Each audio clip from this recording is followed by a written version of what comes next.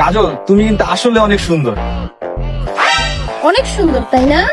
আমি শুধু সুন্দরী না, আমার একটা প্রতিভা আছে, আমি আঙ্গুলকে এভাবে বাঁকাইতে পারি। বাহ বাহ, এই মেয়ের দিয়ে অনেক প্রতিভা। মেয়ে যেমন সুন্দর এমন কত বড় প্রতিভা আছে, বাবা রে বাবা।